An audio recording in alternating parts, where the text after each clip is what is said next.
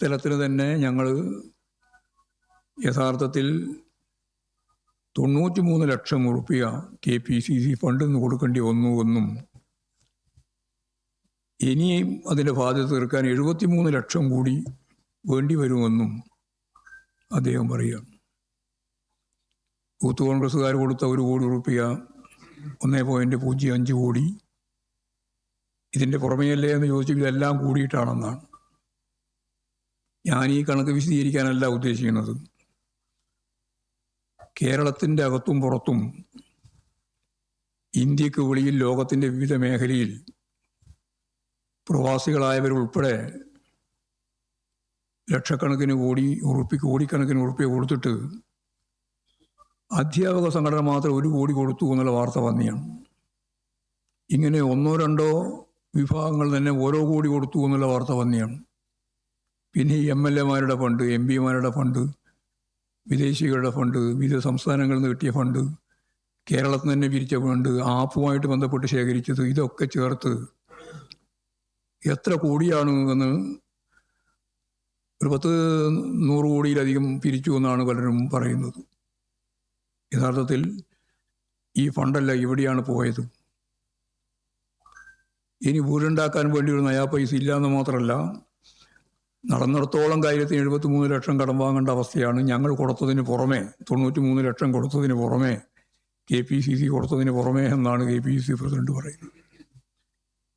ഇങ്ങനെ ഒരു വലിയ തട്ടിപ്പ് ചൂരൽമല മുണ്ടക്കൈ ദുരന്തവുമായിട്ട് ബന്ധപ്പെട്ട് പിരിച്ച ഫണ്ടിൻ്റെ കാര്യത്തിലുണ്ടാകുമ്പോൾ എങ്ങനെയാണ് നിങ്ങൾക്ക് ഈ കേരളം കൈകാര്യം ചെയ്യാനാവുക എന്നുള്ളത് ജനങ്ങൾ ചിന്തിക്കില്ലേ?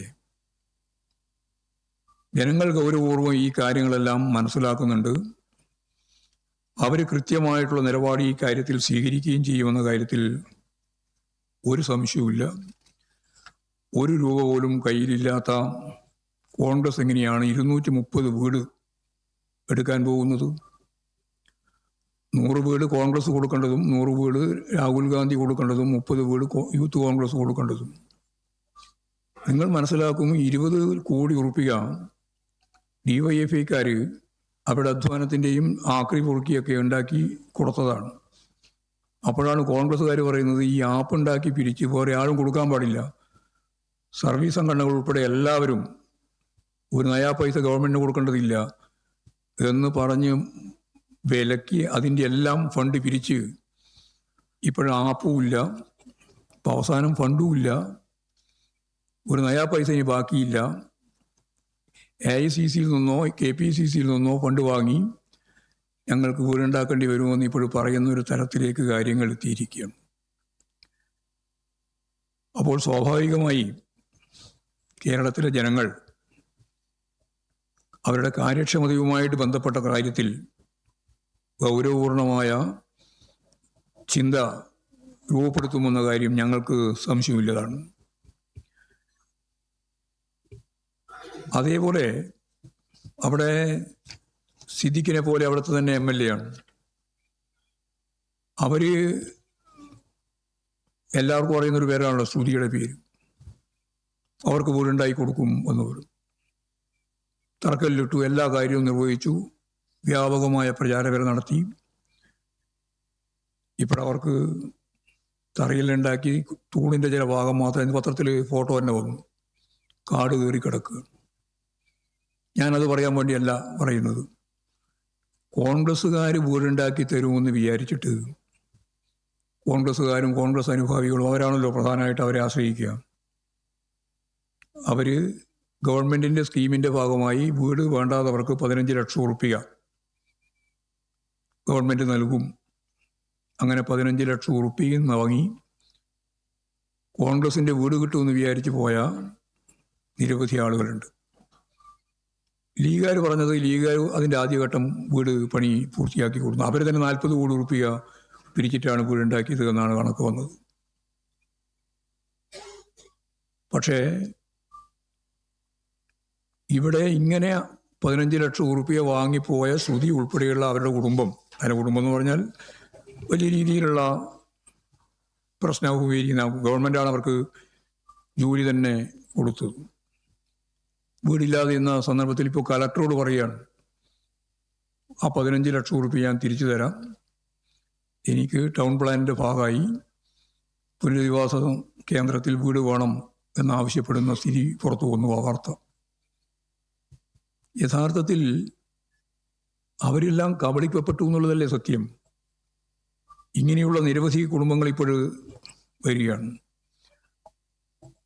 അതേപോലെ ഹരിയാന നിയമസഭാ സീറ്റ് സംബന്ധിച്ചുള്ള പ്രശ്നം ഇപ്പോഴും വളരെ സീരിയസ് ആയിട്ടുള്ള പ്രശ്നമായിട്ട് ഇന്ത്യൻ രാഷ്ട്രീയം ചർച്ച ചെയ്യുക. സുചിത്ര ദേവി എന്ന് പറയുന്നത് മഹിളാ കോൺഗ്രസിൻ്റെ സംസ്ഥാന ജനറൽ സെക്രട്ടറിയാണ്. അവർക്ക് ജയിക്കാൻ സാധിക്കുന്ന ഒരു സീറ്റല്ല, മത്സരിക്കാൻ വേണ്ടി ഒരു സീറ്റ് കൊടുക്കാൻ 7 കോടിയാണ്. അപ്പോൾ ചില വാർത്താ മാധ്യമങ്ങൾ ചോദിക്കുന്നത് ജയിക്കുന്ന സീറ്റിലേക്ക് എത്രയായിരിക്കും വാങ്ങിയിട്ടുണ്ടാവുക എന്നുള്ളതാണ്. ആ 7 കോടി റുപ്യ കൊടുത്തിട്ട് പറ്റിച്ചു എന്നാണ് പറയുന്നത്. അത് ചെറിയ ആരെങ്കിലുമല്ല, കോൺഗ്രസിൻ്റെ ഉന്നത നേതൃത്വമാണ്. KC വേണുഗോപാൽ, പ്രിയങ്ക ഗാന്ധി, കൊടിക്കുന്നിൽ സുരേഷ്, ഇവരുടെ ചില സ്റ്റാഫിനെ ഇപ്പോൾ മാറ്റി നിർത്തിയതായിട്ടുള്ള വിവരമുണ്ട്. അത് ഇതിൻ്റെ ഭാഗമായിട്ടാണോ എന്ന കാര്യവും പരിശോധിക്കുക നന്നായിരിക്കും. ഇപ്പോൾ ഗൗരവ് കുമാർ, അവരുടെ ഭർത്താവ്, കേസ് കൊടുത്തു. ഈ കേസ് ഏറ്റവും അവസാനം വന്ന വാർത്തയിൽ പറയുന്നത് KC വേണുഗോപാൽ ഉൾപ്പെടെയുള്ളവർ RSS നേതൃത്വം ഉൾപ്പെടെ ബന്ധപ്പെട്ട് ഡൽഹി പോലീസ് അതും ഇപ്പോൾ അതിൻ്റെ കോപ്പി പോലും കൊടുക്കാൻ തയ്യാറില്ല എന്നുള്ളതാണ്. വളരെ ഗുരുതരമായ പ്രശ്നങ്ങളാണ് നമ്മൾ അഭിമുഖീകരിക്കുന്നത്. സാധാരണ FIR കൊടുക്കേണ്ടതാണ്, വെബ്സൈറ്റിൽ കിട്ടുന്നതാണ്. അത് വെബ്സൈറ്റിലിട്ടില്ല, കൊടുക്കുന്നുമില്ല, അനന്തര നടപടികളൊന്നും മുന്നോട്ടേക്ക് പോകുന്നില്ല എന്ന് ഗൗരവ് കുമാർ ഇപ്പോൾ വലിയ ആരോപണമായിട്ട് ഉന്നയിക്കുന്ന സ്ഥിതിയാണ് ഉള്ളത്. കേരളത്തിൽ ഇടതുപക്ഷ ജനാധിപത്യ മുന്നണി വലിയ രീതിയിലുള്ള വിജയം നേടും എന്ന് ഞങ്ങൾ അവകാശപ്പെടുമ്പോൾ കഴിഞ്ഞ പ്രാവശ്യത്തെ തെരഞ്ഞെടുപ്പിൽ നിങ്ങൾക്കെല്ലാം അറിയുന്നത് പോലെ ഇടതുപക്ഷ ജനാധിപത്യ മുന്നണിക്ക് പ്രവചനം നടത്തിയിട്ടുള്ള സർവേകളിലൊന്നും എവിടെയും ഭൂരിപക്ഷം ഉണ്ടായിരുന്നില്ല. കേരളത്തിൽ വൻ ഭൂരിപക്ഷത്തോടെ UDF തിരിച്ചു വരും എന്നായിരുന്നു സർവേകൾ മുഴുവൻ, സർവേകളും. ഞങ്ങൾ അന്നും ഇന്നും 100% സർവേകൾ പറയുന്നതൊക്കെയാണ് ശരിയെന്നുള്ള വിശ്വാസമുള്ളവരല്ല. പക്ഷേ അന്ന് സർവേയെ പൂർണ്ണമായിട്ട് അംഗീകരിച്ചവരാണ് UDF. പക്ഷേ വിധി വന്നപ്പോൾ 99 സീറ്റ് നേടി എല്ലാ പ്രവചനങ്ങളെയും സർവേകളെയും തെറ്റിച്ച് ഇടതുപക്ഷ ജനാധിപത്യ മുന്നണിക്ക് 2ാം ടേം ചരിത്രത്തിൽ ആദ്യമായി അധികാരത്തിൽ വരാൻ കഴിഞ്ഞു. ഇപ്രാവശ്യം മിക്കവാറും എല്ലാ സർവേയും ഇടതുപക്ഷത്തിന് അല്പം മുൻതൂക്കമുണ്ട് എന്ന രീതിയിൽ വന്നപ്പോൾ കോൺഗ്രസ്സുകാർ കേസുമായിട്ട് ബന്ധപ്പെട്ട് നടക്കുകയാണ്. ഞങ്ങൾക്കതിൽ ഒറ്റ കാര്യമേ ഉള്ളൂ. കഴിഞ്ഞ ഘട്ടത്തിൽ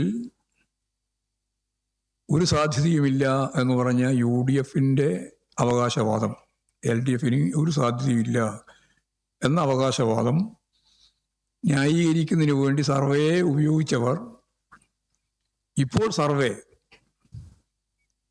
ഒരു തരത്തിലും പാടുള്ളതല്ല, അതിനെതിരായിട്ടുള്ള കേസ് ഉൾപ്പെടെ കൊടുക്കുന്ന സാഹചര്യം വരുമ്പോൾ ഞാൻ ഒരു കാര്യം ഉറപ്പിച്ച് പറയാം, ഒരു സാധ്യതയും ഇല്ല എന്ന് പറഞ്ഞ ഘട്ടത്തിൽ വൻ സാധ്യതയോടുകൂടി തിരിച്ചധികാരത്തിൽ വന്ന 2ാം ടേമിനേക്കാൾ മെച്ചപ്പെട്ട രീതിയിലുള്ള ഒരു മുന്നേറ്റം ഇടതുപക്ഷ ജനാധിപത്യ മുന്നണി ഈ സർവേയുടെ വെളിച്ചത്തിൽ തന്നെ സാധിക്കും എന്ന കാര്യമാണ് എനിക്കതുമായിട്ട് ബന്ധപ്പെട്ട് പറയാനുള്ളത്.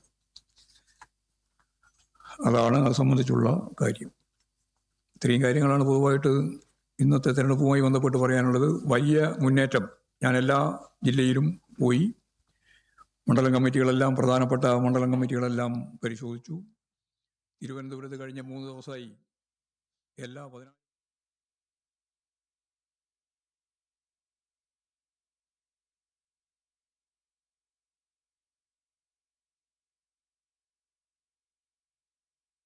തിരുവനന്തപുരം ജില്ലയിലെ കഴക്കൂട്ടം ഉൾപ്പെടെ നേമം ഉൾപ്പെടെയുള്ള മണ്ഡലങ്ങളിലും ഇടതുപക്ഷ ജനാധിപത്യ മുന്നണിക്ക് നല്ല രീതിയിൽ മുന്നോട്ടേക്ക് പോകാൻ കഴിയും. BJPയുടെ അക്കൗണ്ട് തുറക്കാൻ ഈ തിരുവനന്തപുരത്ത് അവർ പറയുന്ന 3 മണ്ഡലങ്ങളുണ്ട്. ആ 3 മണ്ഡലത്തിലും സാധിക്കുന്നതല്ല എന്ന കാര്യവും കൂടി ഈ സന്ദർഭത്തിൽ ചൂണ്ടിക്കാണിക്കുകയാണ്. വലിയ രീതിയിലുള്ള മതനിരപേക്ഷ ഉള്ളടക്കത്തോടുള്ള സമീപനം കേരളം കൈകാര്യം ചെയ്യുന്നു എന്നുള്ളതാണ് പറയാനുള്ളത്. അതിപ്പോൾ നമ്മൾ ഒരു പ്രവചനത്തിലേക്കൊന്നും ഞാനിപ്പോൾ പോകുന്നില്ല. ഏതായാലും നല്ല ഭൂരിപക്ഷത്തിൽ ഇടതുപക്ഷ ജനാധിപത്യ മുന്നണി തിരിച്ചു വരും.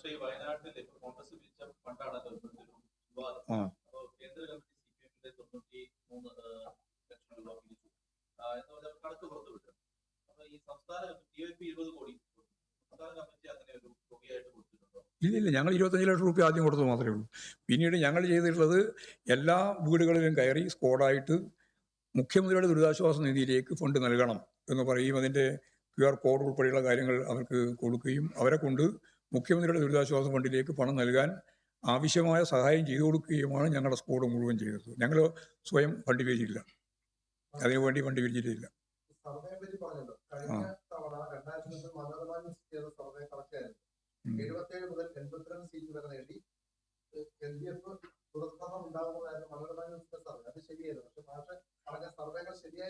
ഭൂരിപക്ഷം സർവേയും നമ്മൾ ചിത്രത്തിൽ